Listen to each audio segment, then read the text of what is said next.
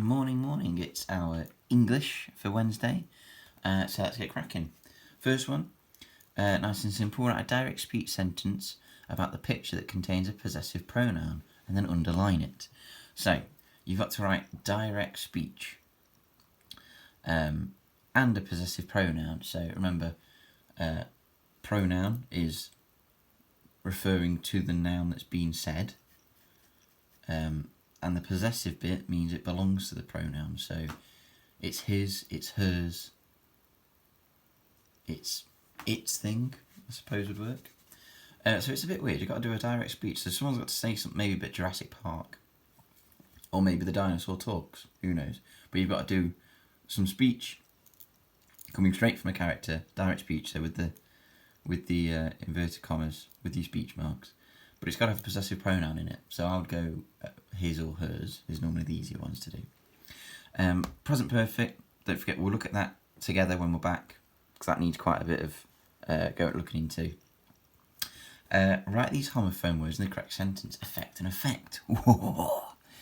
Now, the way to remember this is effect is to alter something, so the actual verb. Effect is the noun. It's the result of something happening, so you call it an effect. So the burning of fossil fuels has a terrible effect on the environment. Well, that's the noun then, isn't it? So it has an effect on the environment because of the fossil fuels. Whereas this one, the rainy weather may affect our plans. That's the verb, it's going to. Okay, that's the verb, it is going to alter something. Even I had to check up on this because there's so many. It's probably the most annoying homophone.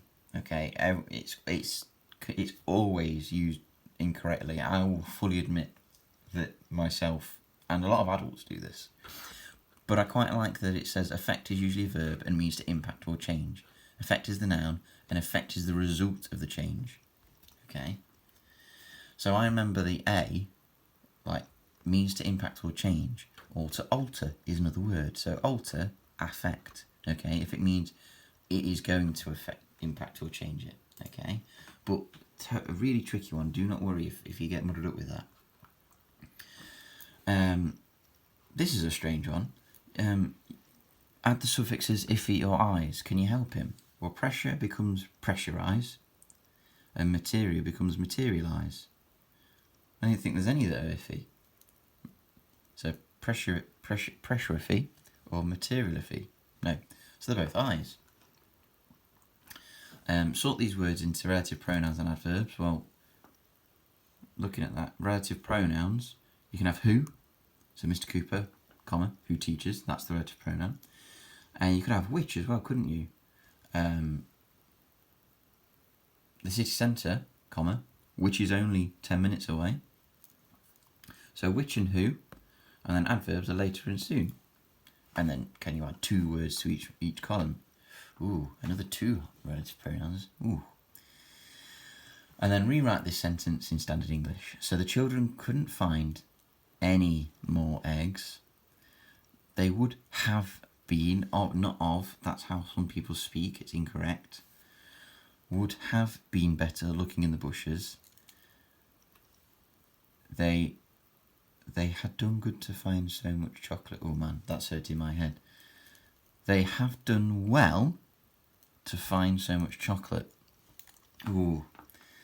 So hopefully, as you read each sentence, you can hear the grammatical errors. Okay, I had to read that last one as it was to make sure what it wanted to be like.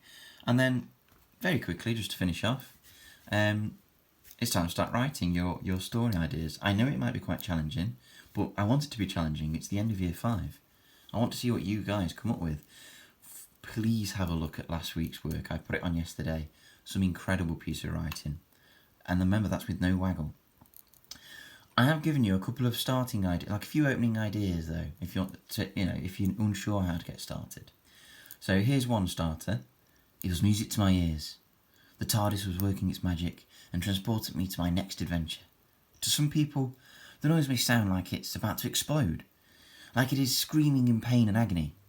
But to me, it's shouting and excitement until everything shut down. Darkness cascaded inside. Silence. So that's if I was the Doctor, and you know, I think I was going to write that one as if I was on my own, so just the Doctor travelling. And then there's this one, where you could be the Doctor's assistant. So, where should we go next? Announced the Doctor, with a look of excitement and energy you could only find in a young child. His eyes darted across the control panel of knobs, dials and flashing lights. Well, I started. Anywhere in time and space. The future? I wonder what has happened. No, I don't think I want to know how it all ends. Well, in class, Mr. Cooper taught us about the Battle of Hastings. We ran up a hill pretending to be Normans. The Doctor turned on the spot, and his eyes lit up. It was as if I was staring into thousands of constellations and galaxies. A smile crept across his face. So that's just ideas to how you could start, okay? I do quite like those, and I really did want to carry on writing this, but I made myself not, okay? So there's some ideas. You know the drill by now. You've got your ideas. You can nick this if you want to get started. Go for it, guys, because I am loving reading your writing at the moment.